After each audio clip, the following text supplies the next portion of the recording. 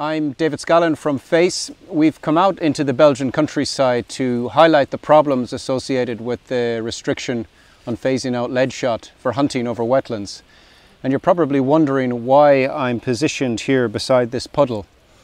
The reason why I'm here is because this puddle constitutes a wetland for the purpose of this restriction. And we were unsure whether this was the case or not, but the European Commission clarified this in an answer to a PQ, and you can see the link on the screen. This is going to be a major problem because this was here today because it rained this morning, but this may not be here tomorrow.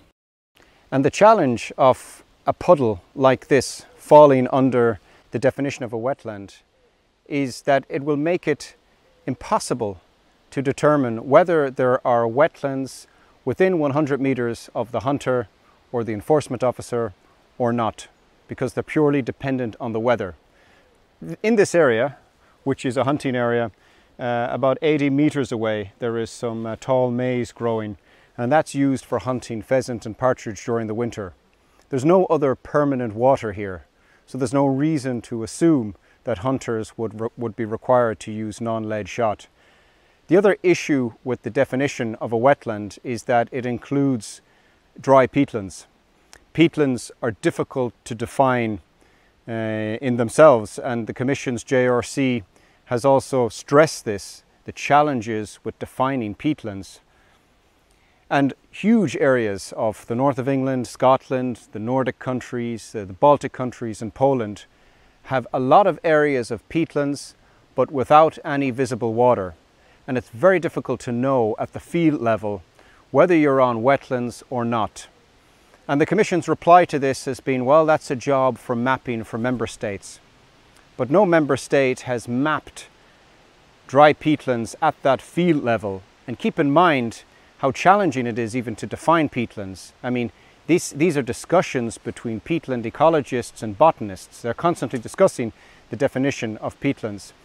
And then the next issue, if member states were to go mapping peatlands, the entire area of peatlands changes in response to weather conditions.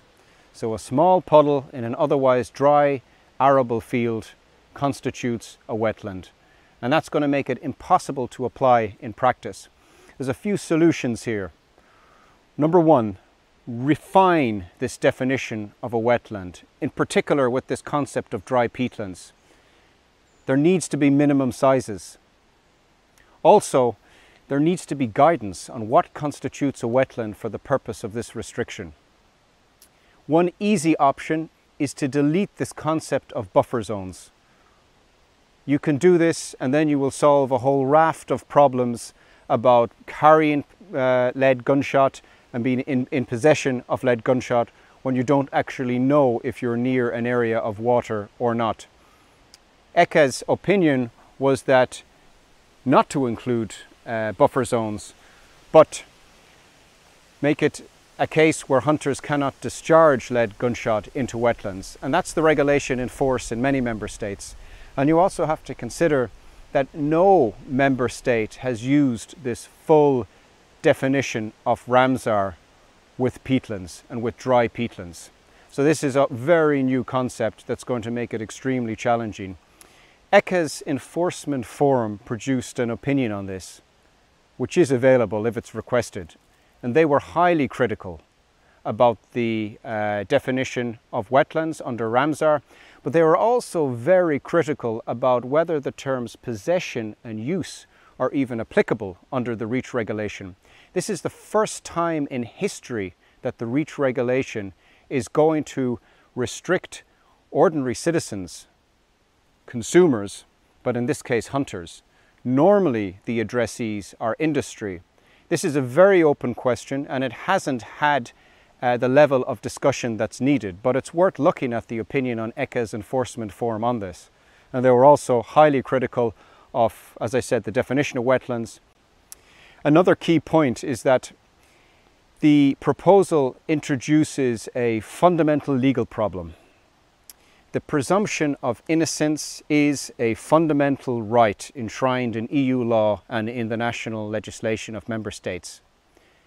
Only in a few very extreme situations where it's very well justified and very proportionate, can you apply this presumption of guilt?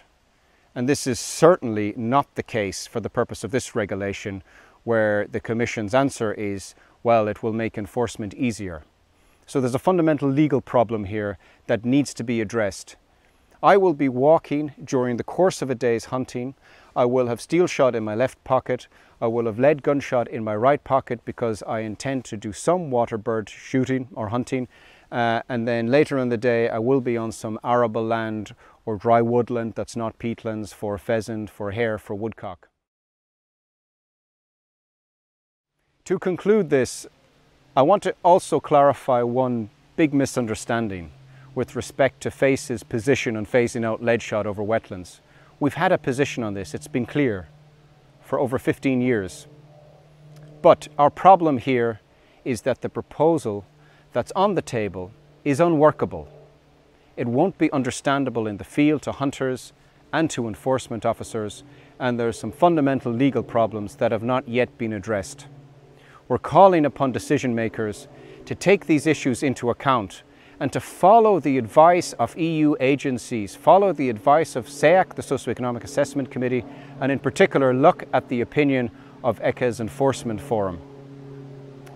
Thank you very much, and we look forward to hopefully having a regulation that's workable for Europe's hunters, that's understandable for Europe's hunters, that won't lead to a wide range of legal problems. This should not have been so difficult, but unfortunately it's turned out to be a very complex task, far more complex than it should have been.